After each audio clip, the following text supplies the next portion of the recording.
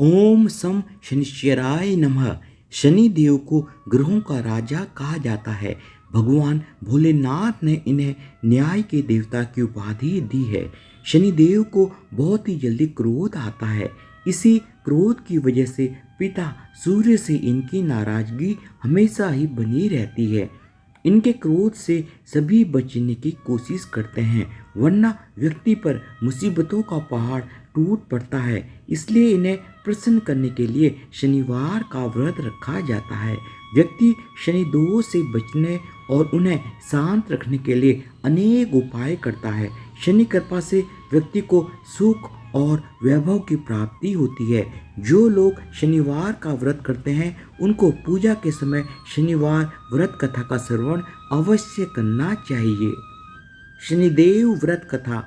एक बार सभी 9 ग्रहों सूर्य, चंद्र, मंगल, बुध, बृहस्पति, शुक्र, शनि, राहु और केतु में बहस हो गई, कौन सबसे बड़ा है।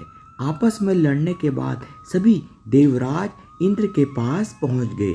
इंद्र असमंजस की स्थिति में कोई भी निर्णय नहीं दे पाए, परंतु उन्होंने सभी ग्रहों को सुझाव दिया कि पृथ्वी पर राजा विक्रमादित्य ही इसका फैसला कर सकते हैं, क्योंकि वो बहुत ही न्यायप्रिय राजा हैं। सभी पृथ्वी पर राजा विक्रमादित्य के पास गए और अपने आने का कारण बताया।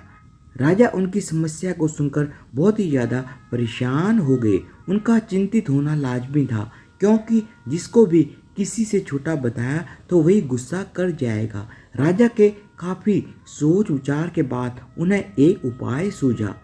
उन्होंने स्वर्ण, रजत, कांस्य, पीतल, शीशा, रांगा, जस्ता, अभ्रक और लौह से 9 सिंहासन का निर्माण करवाया और उन्हें उपयुक्त क्रम में रख दिया गया। सबसे निवेदन किया गया कि क्रमानुसार सिंहासन पर आसन ग्रहण करें।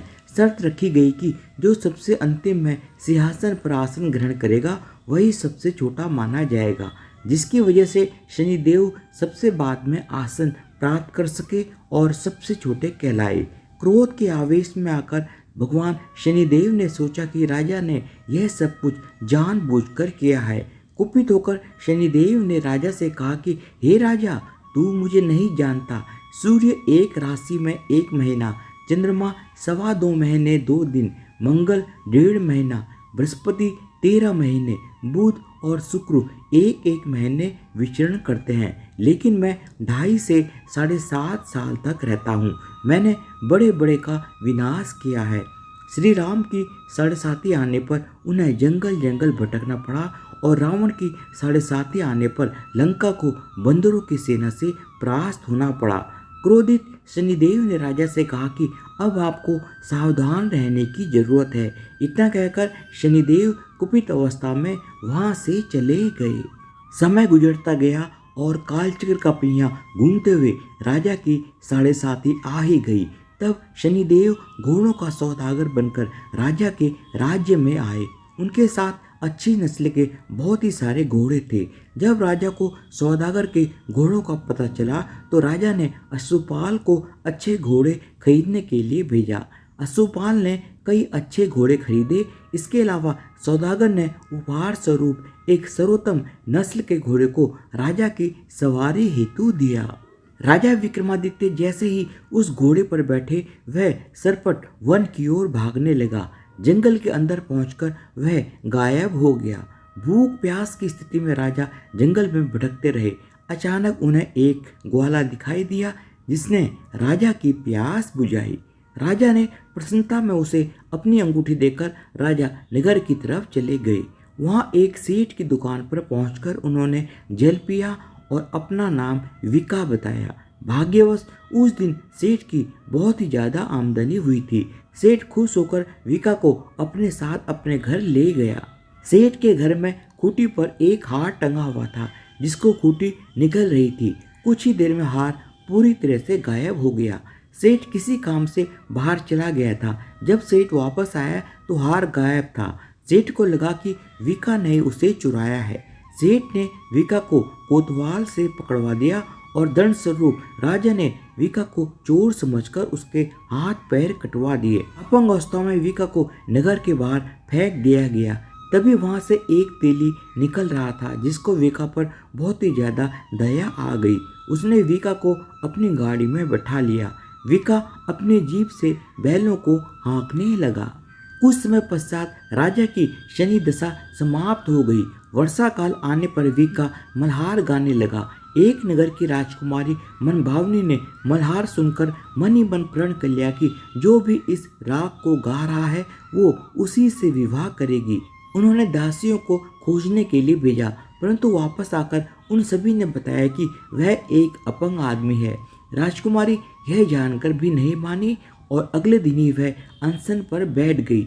जब लाख समझाने पर भी राजकुमारी नहीं मानी, तब राजा ने उस तेली को बुलावा भेजा और विका से विवाह की तैयारी करने के लिए कहा गया। विका से राजकुमारी मनभावनी का विवाह हो गया। एक दिन विका के सपने में शनिदेव ने आकर कहा कि देखा राजन, तुमने मुझे छोटा बताकर कितना दुख झेला है। राजा ने शनिदेव से क्षमा मांगते हुए हाथ जोड़कर कहा कि हे शनिदेव, जैसा दुख मुझे दिया है किसी और को ऐसा दुख कभी भी मत देना। शनिदेव इस विनती को मान गए और कहा कि मेरे व्रत और कथा से तुम्हारे सारे कष्ट दूर हो जाएंगे। जो भी नित्य मेरा ध्यान करेगा और चींटियों को आटा डालेगा उसकी सारी मनोकामना पूर्ण हो जाएंगे। शनिदेव की कृपा से राजा के हाथ पैर भी वापस आ गए। दूसरे दिन जब सुबह राजकुमारी की आंख खुली तो वह आश्चर्यचकित हो गई। विका ने मनभावनी को बताया कि वह उज्जैन का राजा विक्रमादित्य है। मनभावनी खुशी से फूले नहीं समा रही थी। राजा और नगरवासी सभी अत्यंत प्रसन्न हुए। सेठ ने जब ये समाचार सुना तो वह पैरों पर गिरकर माफी मांगने लगा। राजा ने कहा कि यह सब शनिदेव के कोप का प्रभाव था और इसमें किसी का भी कोई दोष नहीं है। सेठ ने निवेदन करते हुए कहा कि मुझे शांति तभी मिलेगी जब आप मेरे घर चलकर भोजन करेंगे।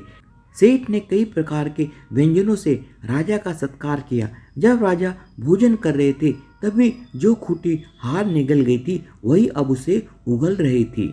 सेठ ने अनेक मोहरें देकर राजा का धन्यवाद दिया और अपनी कन्या श्री कंवरी से विवाह करने का निवेदन किया। राजा ने इसे सहर्ष स्वीकार कर लिया। उसके बाद राजा अपनी दोनों रानियों मनभावनी और श्री कंवरी को लेकर उज्जैन नगरी लौट आए। सारे नगर में दीपमाला और खुशी मनाई। राजा ने घोषणा करते हुए कहा कि मैंने शनिदेव को सबसे छोटा बताया था, लेकिन असल में वही सर्वोपरि हैं। तब से सारे राज्य में शनिदेव की पूजा और कथा नियमित होने लगी। सारी प्रजा के बीच खुशी और आनंद का वातावरण बन गया। शनिदेव की व्रत की कथा को जो भी सुनता या पढ़ता है उसके सारे दुख दूर हो जाते हैं और उसकी समस्त मनोकामनाएं पूर्ण होती हैं। धन्यवाद। बोलो शनिदेव महाराज की जय हो।